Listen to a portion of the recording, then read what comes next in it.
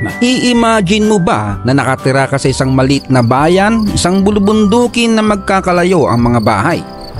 Napakatahimik at makakarinig ka lang ng mahinang tunog ng kampana na nakasabit sa leg ng mga baka. Sa liblib na lugar ng Switzerland, may mga nayon na tila sa fairy tale mo lang nakikita. Kaunti lang ang mga tao, mga landscape na parang mga painting at napakasimple ng kanilang pamumuhay. Sa liblib na lugar na ito, walang dapat ipagmadali. Walang motor na nag-iingay-ingay, walang kapitbahay na atungal ng atungal sa pagkakaraoke, hindi ka makakakita ng istambay at mga nag-iinuman sa labas ng bahay, halos walang krimen, maituturing na isang paraiso. Sa videong ito, malalaman mo kung paano mamuhay ang mga taong parang nahiwalay sa karaniwang buhay. Ang paglalakbay na ito sa loob ng nayon ng Switzerland ay sosopresahin ka sa bawat detalye dahil buhay pa sila. Para na rin silang nasa langit.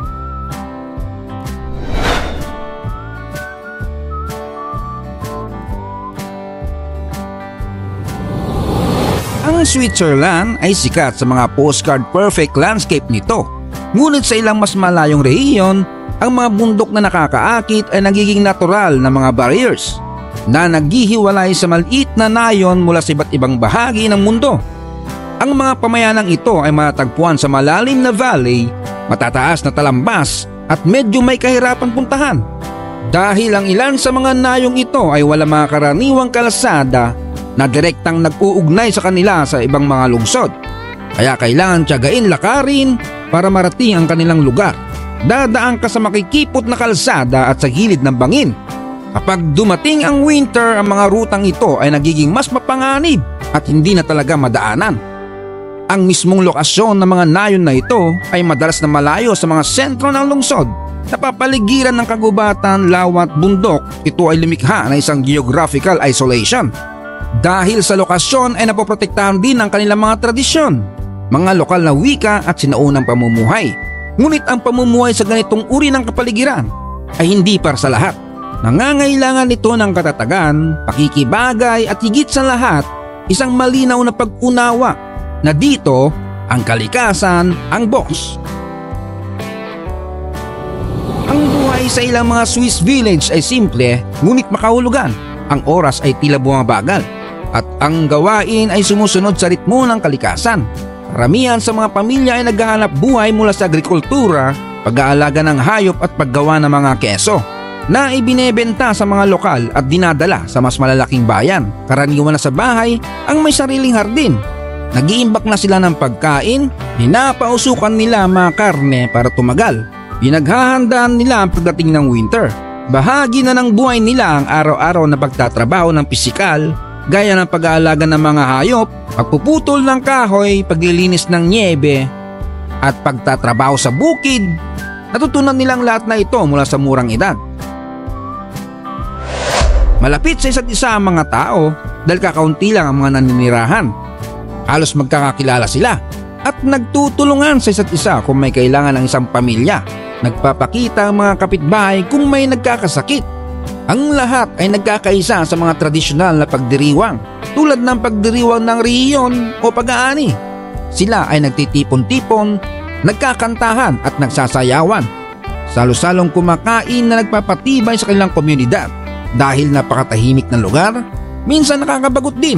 Marami sa kanila ang gumugugol ng oras sa pagbabasa, pananahi, paggawa ng mga crafts o simpleng pagmamasid sa tanawin mula sa kanilang mga bintana. Bagamat mayroon silang ilang modernong amenities tulad ng kuryente, radyo at maging ang internet access sa ilang particular na lugar, ang pamumuhay ay nananatiling simple lang. Pagsapit ng winter sa mga bundok ng Alpine, nagbabago ang lahat. Ang tanawin ay namuti at tahimik. Magandang pagmasdan, ngunit ito ay isang pahirap sa kanila. Matindi ang lamig, natatabunan ng snow ang lahat sa loob ng ilang linggo. Ang taglamig ay hindi lamang isang panahon, ito ay isang pagsubok ng pagtitiis.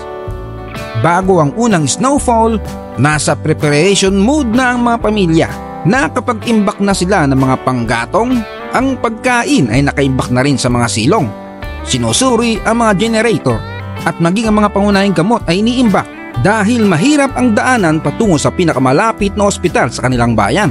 Kung namamasyal sila ay maingat nilang pinaplano dahil walang ibang transportasyon kundi kung ano ang meron lamang sila sa kanilang bahay. Sa ganitong panahon, mas pinalakas ng komunidad ang kanilang samahan. Nagpapalitan at naghihiraman ng mga gamit ang mga magkakapitbahay. Kinakamusta ang kalagayan ng mga matatanda at nagtutulungan sa isa't isa. Maraming sinasamantala ang oras upang ayusin ang mga kasangkapan at ang tinatamad-tamad ay relax lang muna. Ang katahimikan ng mga bundok na namabalutan ng snow ay kakit-akit ngunit mukhang nakakalungkot. Bagamat may kuryente, heater at meron namang access sa teknolohiya, pinipili pa rin nila ang kalumaang pamumuhay. Ito ang panahon kung kailan pinapakita ng kalikasan ng kanyang lakas at ang mga naninirahan ay natutong igalang ito. Ito ay hindi madali, ngunit alam ng mga nakatira sa mga bundok na ito na pagkatapos ng sobrang lamig, ang tagsibol ay palaging magbabalik. Isa na namang panibagong bukas. Sa kabila ng pagiging liblib na lugar, ang mga nayon ng Switzerland ay unti-unti nagiging moderno. Mas umaasenso, ngunit hindi sinisira ang ugnayan sa tradisyon. Maraming mga bahay na dati ay pinapainit lamang gamit ang mga kalan na ginagatungan ng kahoy ay mayroon na ngayong mga modern heating system. Ang ilang mga nayon ay may serbisyo ng cellphone, satellite internet at maging ang mga solar panel ay naka-install sa mga bubong. Lahat ay maingat na pinagsama habang iginagalang ang lokal na arkitektura. Dumating man ang teknolohiya, ngunit hindi nang ibabaw. Mas gusto ng maraming naninirahan na panatilihin ang kanilang mga tradisyonal na kaugalian. Nagluluto pa rin sila gamit ang kahoy na panggatong, naglalaba ng mano-mano at nag-aalaga ng mga hayop tulad ng ginawa ng kanilang mga grandparents. Ang modernity ay mas nakikita bilang isang suporta kaysa isang kapalit. Ang mga kabataan na nag-aaral o nagtatrabaho sa lungsod ay bumabalik. Nais na mabawi ang kanilang natutunan noong sila ay bata pa. Nagdadala ng mga bagong ideya at mga bagong paraan upang makapag-generate ng bagong income tulad ng turismo sa kanayunan o pagbibenta ng mga produkto online. Nang hindi sinisira ang nakaraan, gusto pa rin nilang balanse ang lahat. Anumang bagong teknolohiya ang gustong pumasok ay tinatanggap lamang kung ito ay siguradong makakatulong sa kanilang komunidad. Hindi dapat makasama at makasira. Dito ang oras ay hindi lamang nasusukat sa mga orasan, kundi sa pamamagitan ng pagbabago ng mga panahon at ang ritmo ng mga pang-araw-araw na gawain.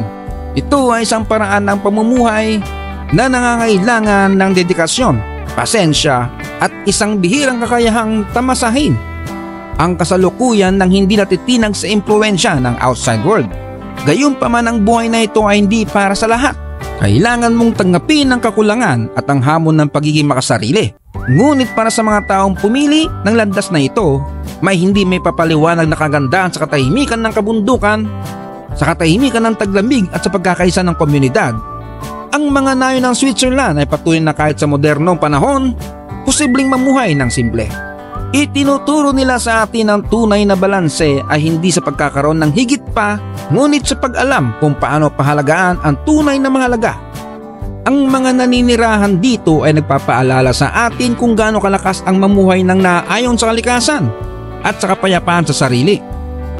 Ano sa palagay mo ang buhay sa mga liblib na nayon sa kabundukan ng Switzerland? Sa tingin mo kaya mong manirahan sa isang lugar na ganito? Naisip mo na bang umalis sa lungsod upang makahanap ng kapayapaan?